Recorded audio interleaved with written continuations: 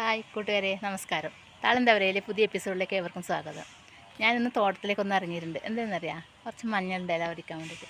കണ്ടില്ലേ, നല്ല മഞ്ഞളുടെ ഇല. വൈകുന്നേരത്തേക്കുള്ള ഒരു ഇലയുടെ ആക്കിയാലോ എന്ന് വെച്ചിട്ട്. മഞ്ഞളുടെ ഇല വെച്ചിട്ട് നല്ല ടേസ്റ്റ് അല്ലേ ഇലയുടെ ഉണ്ടാക്കുമ്പോൾ.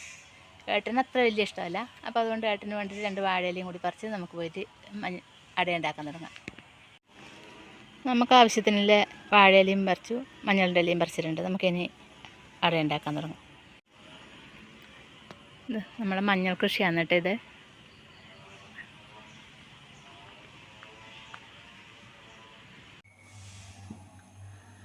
അട ഉണ്ടാക്കാൻ എൻ്റെ അരി നമ്മൾ അരച്ചെടുത്തിട്ട് നമുക്ക് ഇതൊന്ന് കുറുക്കിയെടുക്കാം. ഇത് അരക്കുന്ന ടൈമിൽ ഇതിൻ്റെ ഒരു ഏലത്തരിയും കൂടി ഇട്ട് അരച്ച് കഴിഞ്ഞാൽ നല്ല മണം ഉണ്ടാവും കേട്ടോ. നല്ല ടേസ്റ്റ് ഉണ്ട്. അത് കുറച്ച് ഉപ്പും ഒരു ഏലത്തരിയും കൂടി ഇട്ട് അരച്ചതാണത്. അരച്ചിട്ട് ഇതൊന്ന് കുറുക്കിയിട്ട് നമുക്ക് എടുക്കാം. ഇത് പച്ചരി മാത്രം വെച്ച് ചെയ്യുന്നതാണ്, അതുകൊണ്ടാണ് ഇതിങ്ങനെ കുറുക്കി എടുക്കേണ്ടി വരുന്നത്. ഇതൊന്ന് റേഷൻ അരിയും കൂടി ചേർത്തിട്ട് അരക്കുന്നുണ്ടെങ്കിൽ അത് കുറുക്കി നല്ല കട്ടി ചെയ്ത് അരച്ചെടുത്താൽ മതി. അത് എന്നിട്ട് പരത്തിയെടുക്കാം. നമുക്ക് ഇതൊന്ന് കുറുക്കിയെടുത്തതിന് ശേഷം അടയുണ്ടാക്കാം.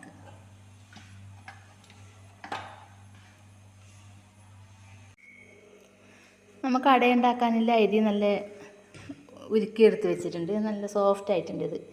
അരി എടുത്ത് വെച്ചിട്ടുണ്ട്. പിന്നെ ഇത് കുറച്ചും തേങ്ങ ചിരകിയത്, ഇത് കുറച്ചും ബെല്ലം ചിരകിയത്. ബെല്ലം എന്ന് പറഞ്ഞാൽ ശർക്കര ചിരകി വെച്ചിട്ടുള്ളത്. ഇത് നമ്മൾ നേരത്തെ പറിച്ചെടുത്ത ഇലകളെല്ലാം കഴുകിയിട്ട് വെള്ളം ഉറ്റി പോകാൻ വേണ്ടി ഞാനിങ്ങനെ വെച്ചിട്ടുള്ളതാണ്. ഇപ്പോൾ അതെല്ലാം റെഡി ആയിട്ടുണ്ട്. അപ്പോൾ നമുക്കിനി അട ഉണ്ടാക്കാൻ തുടങ്ങാം. ഇനിയിപ്പോൾ നമുക്കിതിനെ ഓരോ ഉരുളകളായിട്ട് എടുത്തിട്ട് ഇലയിൽ പരത്തിയെടുക്കാം. നൈസായിട്ട് പരത്തിയെടുത്തതിന് ശേഷം നമുക്ക് അതിൽ തേങ്ങ ചിരകി വെച്ചിട്ടുള്ളതും ശർക്കരയെല്ലാം കൂട്ടിയിട്ട് മടക്കിയിട്ട് നമുക്ക് വേവിച്ചെടുക്കാം.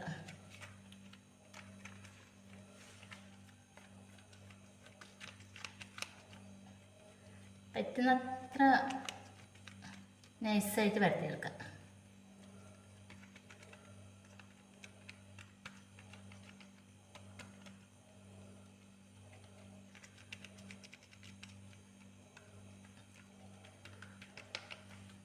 പരത്തിയെടുത്തിട്ടുണ്ട്. ഇതിൽ കുറച്ചും തേങ്ങ ഇട്ട് കൊടുക്കാം.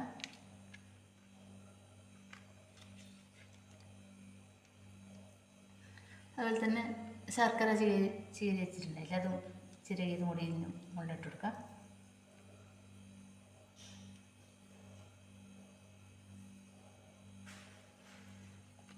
തീ വറ്റാൻ വെച്ചിട്ട് വെള്ളം ചൂടാകാൻ വെച്ചിട്ടുണ്ടായിരുന്നു. വെള്ളം ചൂടായിട്ടുണ്ട്. നമുക്ക് ഇതിലേക്ക് ഇത് ഇറക്കി വെക്കാം.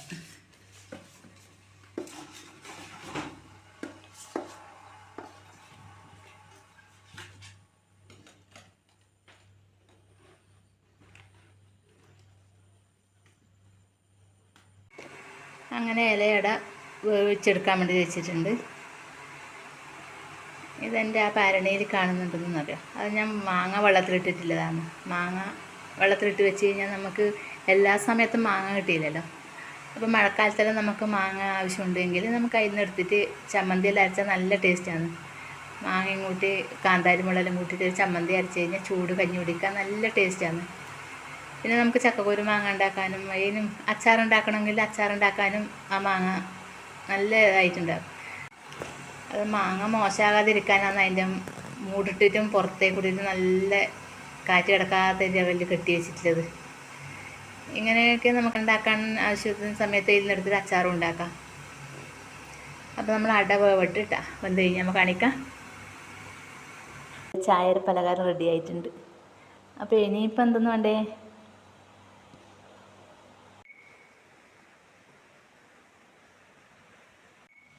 അപ്പോൾ ഈ വീഡിയോ നിങ്ങൾക്ക് ഇഷ്ടമായെങ്കിൽ ഇനി എന്താ ചെയ്യേണ്ടത്? ഈ വീഡിയോക്ക് വേണ്ടുന്ന എല്ലാം ചെയ്തിട്ട് ലൈക്കും സബ്സ്ക്രൈബും എല്ലാം ചെയ്തിട്ട് സപ്പോർട്ട് ചെയ്യണം.